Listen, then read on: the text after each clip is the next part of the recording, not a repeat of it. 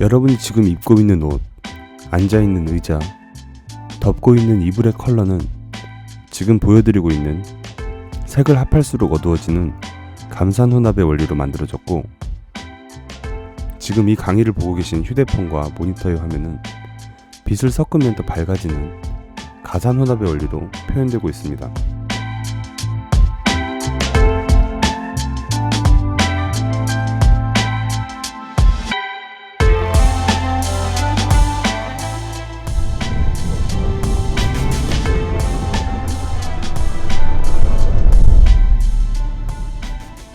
안녕하세요.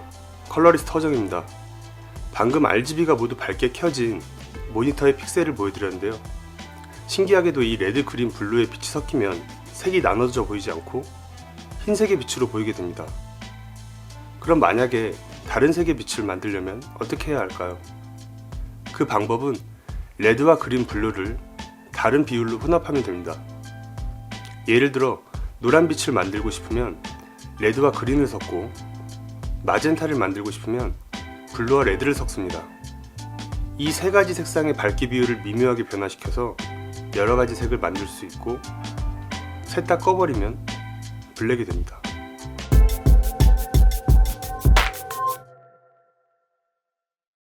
이 원리를 보여주는 스코프가 RGB 퍼레이드인데요. 우리가 컨트라스트를 잡을 때 웨이브폼의 도움을 받았듯이 색상과 채도를 컨트롤할 때는 RGB 퍼레이드와 벡터 스코프의 도움을 받아야 합니다. 이 두 스코프는 모든 색 보정 프로그램이 들어있고 보는 방법도 같습니다. 먼저 RGB 퍼레이드에 대해 설명해 드리겠습니다.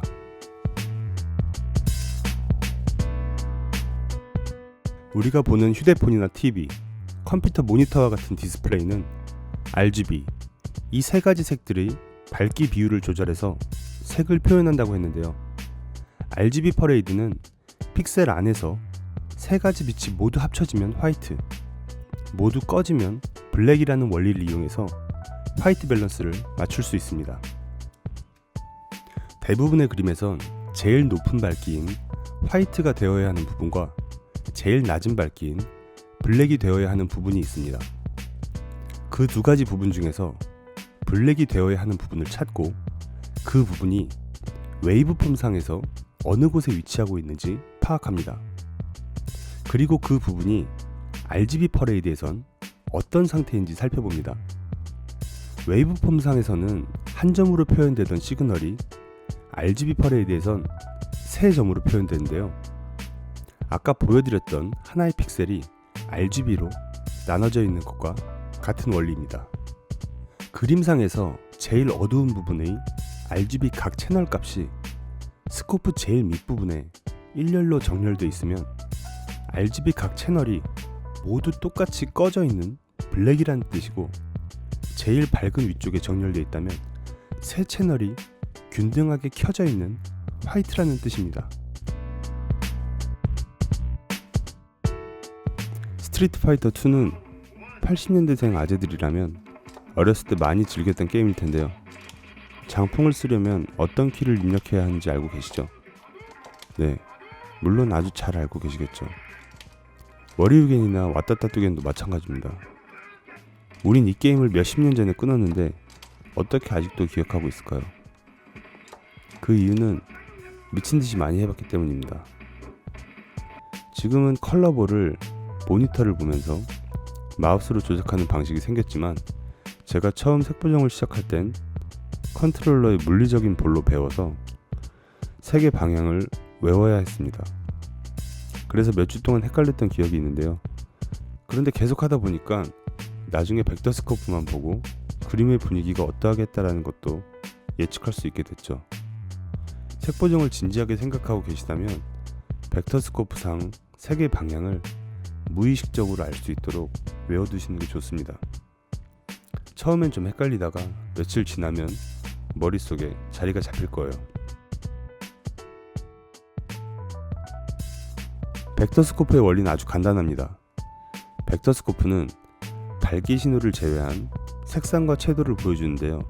원의 중심에 있는 신호는 검은색, 회색, 흰색 같은, 그러니까 휴가 없는 무채색을 뜻하는데, 모두 같은 신호로 표현합니다.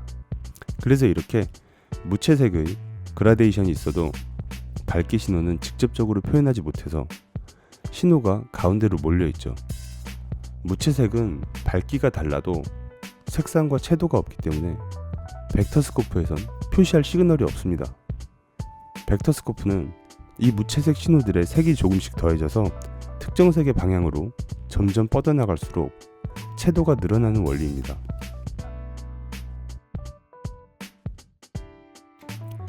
촬영 시 화이트 밸런스를 잘못 잡아서 전체적으로 색이 틀어진 현상을 컬러 캐스트라고 하는데요.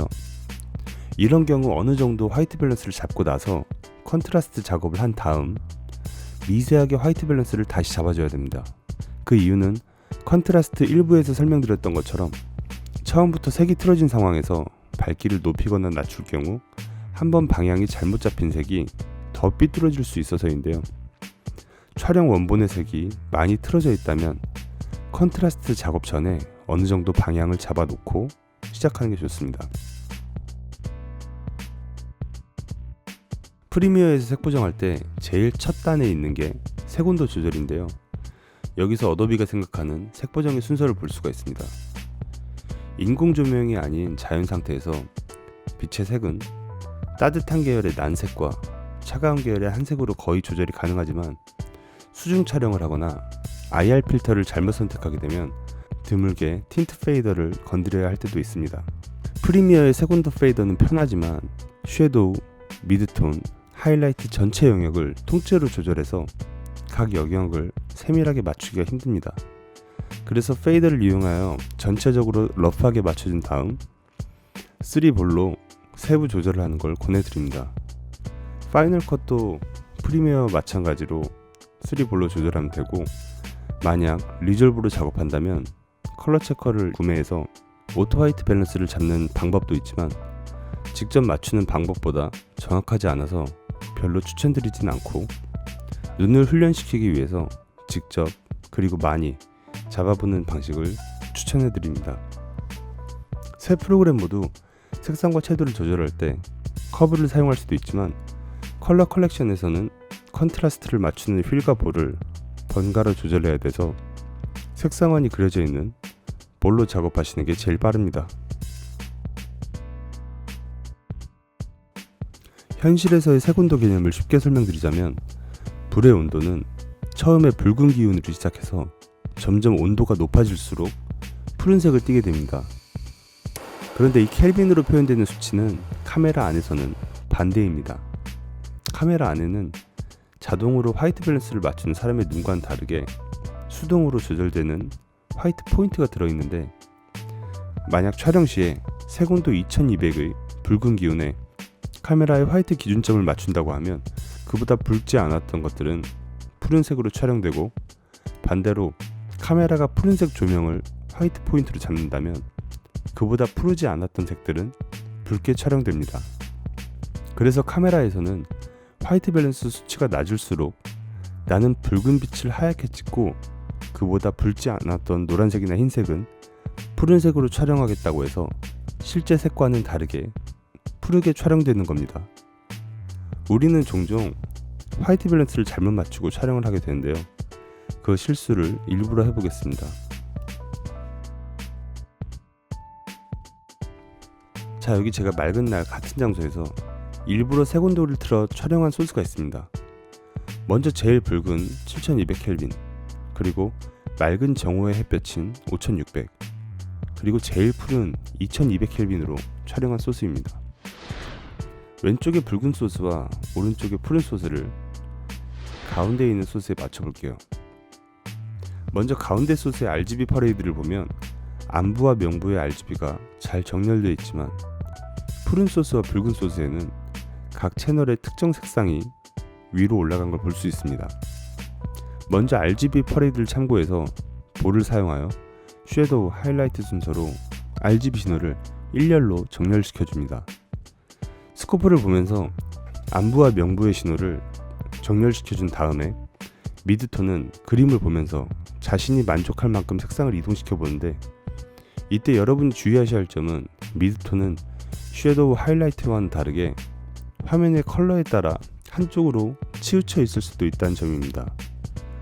웨이브폼에서 가장 밝은 빛은 화이트고 가장 어두운 부분은 블랙이라서 섀도우와 하이라이트는 대부분 무채색인 경우가 많지만 미드톤에서는 색이 들어가 있는 경우가 많습니다. 그래서 블랙과 화이트를 잡으신 후엔 그림의 미드톤을 보고 한쪽으로 치우친 느낌이 없어질 때까지 반대 영역으로 조절합니다. 연습을 하실 땐 지금처럼 오토 화이트 밸런스나 그레이 카드를 이용해서 화이트 밸런스를 잡은 촬영본과 미드톤의 색상을 비교해 가면서 연습하시는 걸 추천해 드립니다.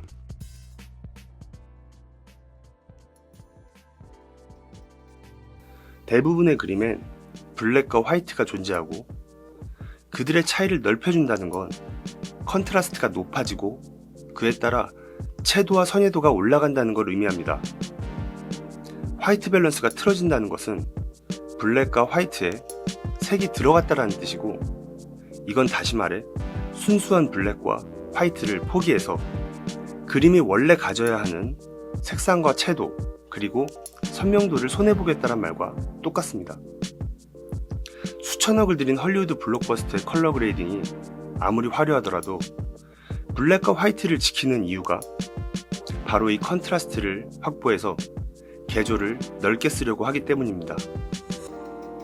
그림이 원래 가지고 있어야 하는 컬러와 밝기를 최대한 끌어올려서 균형 잡힌 스타팅 포인트를 준비하는 게 독특하고 개성 있는 컬러 그레이딩의 첫걸음입니다. 자, 오늘은 이렇게 촬영과 색보정에서의 화이트 밸런스에 대해 알아봤는데요. 3부작이었던 컨트라스트보다 분량이 적었습니다. 그런데 그 이유는 화이트 밸런스가 중요하지 않아서가 아니라 컨트라스트에서 설명드렸던 방법들과 동일하게 연습할 수 있어서 연습 방법에 대한 영상은 생략해서인데요. 좋은 화이트 밸런스를 잡는 스킬도 색보정에서 큰 부분을 차지하고 컨트라스트와 긴밀하게 연계되어야 하는 중요한 능력입니다.